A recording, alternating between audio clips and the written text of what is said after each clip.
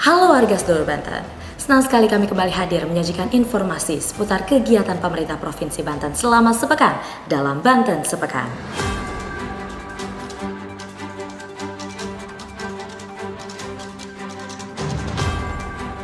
Penjabat Gubernur Banten Al-Mukhtabar menyerahkan 9 pemenang KIPP sebagai apresiasi kepada para penyelenggara pelayanan publik di Provinsi Banten. Dalam amanat upacara, Al-Mukhtabar mengatakan dengan melakukan strategi kebijakan mendorong terciptanya inovasi pelayanan publik.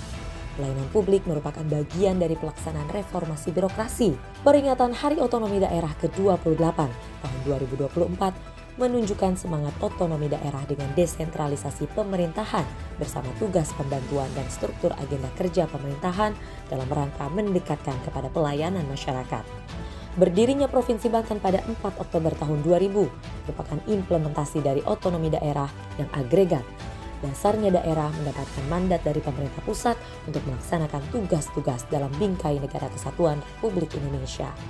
Di kesempatan itu juga dilakukan penandatanganan Fakta Integritas Pelaksanaan Aksi Pencegahan Anti Korupsi di lingkungan pemerintah Provinsi Banten sebagai implementasi dari Peraturan Pemerintah Nomor 54 Tahun 2018 tentang Strategi Nasional Pencegahan Korupsi serta Surat Keputusan Bersama Tim Nasional Pencegahan Korupsi selaku pelaksana aksi pencegahan korupsi tahun 2024. Sebagai informasi, 9 pemenang KIPP telah mengikuti kompetisi pada 18 September 2023 hingga 29 Desember 2023 dengan tema Inovasi Pelayanan Publik Banten menuju Pembangunan Berkelanjutan.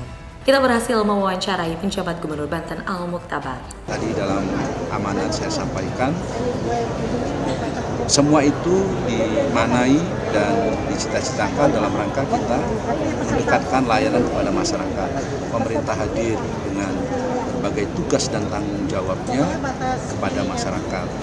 Dan pemerintah daerah, provinsi, kabupaten kota, kecamatan, desa, kelurahan, terus dimintakan berinovasi dalam rangka memberikan dan mengimplementasikan serta melaksanakan semangat otonomi daerah. Otonomi daerah adalah kerangka kerja pemerintah sesuai dengan peraturan perundangan di mana Indonesia dibagi atas daerah besar dan kecil berjenjang, dan itu semua dalam rangka dan satu kesatuan kita di bingkai NKRI. Jadi otonomi daerah adalah implementasi dari upaya kita untuk mempercepat pelaksanaan pembangunan bagi mewujudkan kesejahteraan masyarakat. Kita masuk ke informasi pertama. Pemerintah Provinsi Banten meraih sertifikat penghargaan dari KPK Republik Indonesia sebagai pemerintah daerah dengan sertifikasi tanah milik daerah terluas tahun 2023. Sertifikat penghargaan diterima oleh penjabat Gubernur Banten Al-Mukhtabar yang diberikan dalam kegiatan pemberian penghargaan MCP tahun 2023 pada rangkaian Rapat Koordinasi Pemberantasan Korupsi Pemerintah Daerah Sewilayah 2 tahun 2024. Al-Mukhtabar mengungkapkan bahwa pemerintah Provinsi Banten mendapatkan penghargaan dari Komisi Pemberantasan Korupsi sebagai pemerintah daerah dengan sertifikasi tanah barang milik daerah terluas tahun 2023. Hal ini berkaitan erat dengan pengelolaan keuangan dan aset daerah.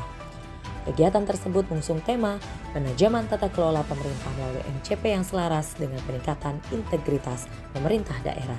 Kita beralih ke informasi selanjutnya.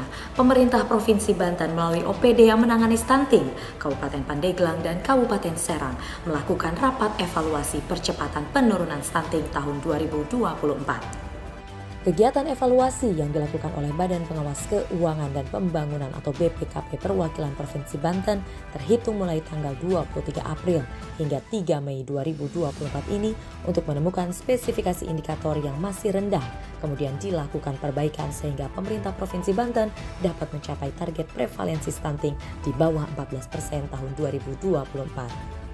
Penanganan stunting di tahun 2024 berfokus pada pemberian makanan bagi anak stunting, pemberian makanan kepada anak berisiko stunting kepada seluruh posyandu di 8 kabupaten kota seprovinsi Banten, pelaksanaan pertemuan peningkatan kemampuan keluarga bagi kelompok penerima manfaat program jaminan sosial keluarga. Selain itu dilakukan juga program penganekaragaman pemberian makanan sehat bagi anak stunting, gerakan sadar konsumsi pangan beragam dan BIMTEK kadar pangan beragam. Di sektor kesehatan, pengadaan obat program dan gizi, ibu dan anak, penguatan komitmen dalam mendukung prioritas kesehatan yang berlokasi di kabupaten kota.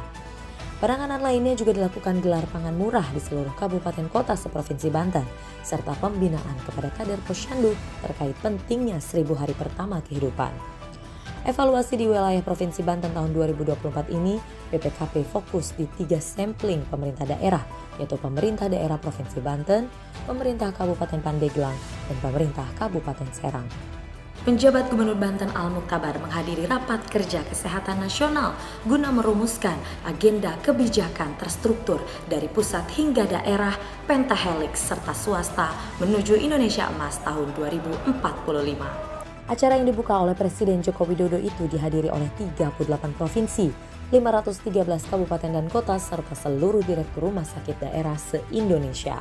Al-Muktabar mengungkapkan banyak hal yang diarahkan oleh Presiden dalam sambutannya terkait dengan penguatan sistem kesehatan dalam rangka menuju Indonesia Emas 2045, mulai dari kelengkapan fasilitas pelayanan kesehatan di rumah sakit milik pemerintah daerah sampai penguatan sistem kesehatan yang terintegrasi antara pemerintah daerah dengan nasional.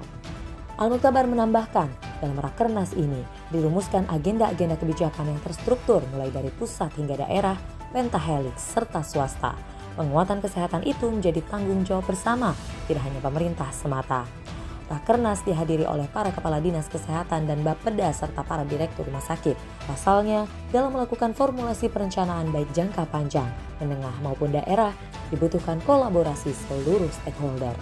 Penjabat Gubernur Banten Al-Muktabar mengajak semua pihak di Provinsi Banten agar siap dan siaga kebencanaan, kemudian menjadikannya sebagai budaya yang mengakar sekaligus bentuk ketangguhan masyarakat. Dalam kesempatan itu, disampaikan amanat Wakil Presiden Republik Indonesia pada Rapat Koordinasi Nasional Penanggulangan Bencana pada tanggal 24 April 2024 di Bandung Barat, yakni mengembangkan industrialisasi penanggulangan bencana dengan penerapan teknologi dan inovasi, melakukan pemetaan resiko bencana tepat dan valid, memperkuat pelayanan kebencanaan, menerapkan kebijakan dan upaya pemulihan pasca bencana, serta menyusun rencana pembiayaan kegiatan penanggulangan bencana secara integratif dan tidak tumpang tindih. Dibacakan oleh PJ Sekda Provinsi Banten Virgoyanti, pemerintah Provinsi Banten melaksanakan program kesiapsiagaan bencana secara rutin dan terencana melalui BPBD Provinsi Banten. Virgoyanti juga mengimbau kepada masyarakat untuk senantiasa berhati-hati dan mengenali potensi dan siaga bencana yang ada di wilayahnya. Mengajak masyarakat untuk menjaga dan melakukan konservasi alam. Kepala Pelaksana BPBD Provinsi Banten Nana Suryana menegaskan pihaknya senantiasa siap siaga. Pihaknya selalu melakukan kolaborasi, koordinasi dan komunikasi dengan media massa terkait dengan mitigasi bencana dan informasi-informasi awal tentang pencegahan bencana, sehingga diharapkan masyarakat paham dan mengetahui apa potensi dan penanggulangan bencana di wilayahnya. Penjabat Gubernur Banten Al-Muktabar menegaskan jika pemerintah Provinsi Banten terus berupaya memperkuat permodalan PT Bank Pembangunan Daerah Banten (TBK) atau Bank Banten. Menurut Al-Muktabar, Bank Banten adalah entiti dan simbol dari kebantenan. Hal itu seiring dengan cita-cita para penggagas dan pendiri Provinsi Banten untuk mendirikan Bank Banten. Ketika berdiri sebagai provinsi, Provinsi Banten bisa mandiri dalam pengelolaan keuangannya. Saat ini pemerintah Provinsi Banten mempunyai saham pada 2 bank, Bank Banten dan Bank Jabar Banten. Al-Muktabar menegaskan jika saham pemerintah Provinsi Banten di BJB sama sekali tidak diganggu, tetap berada di sana. Al-Muktabar menjelaskan likuiditas Bank Banten sampai dengan saat ini masih terjaga dengan baik, termasuk membuat kinerja perbankan yang menjadi lebih kuat lagi.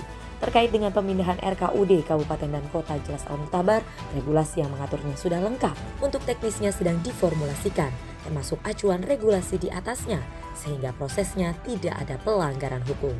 Direktur Utama Bank Banten Muhammad Bustomi mengungkapkan, pada RUPS tahunan 2023 ini ada 5 agenda utama yang dibahas, yakni persetujuan laporan keuangan 2023, penunjukan akuntan publik untuk penyiapan laporan laba bersih 2024, laporan pelaksanaan PUT, penggunaan laba bersih, dan terakhir persetujuan Bank Banten terhadap Bank Jatim sebagai bank induk dalam proses KUB. Demikian Banten Sepekan kami hadirkan untuk Anda warga sedulur Banten. Sampai jumpa di Banten Sepekan selanjutnya.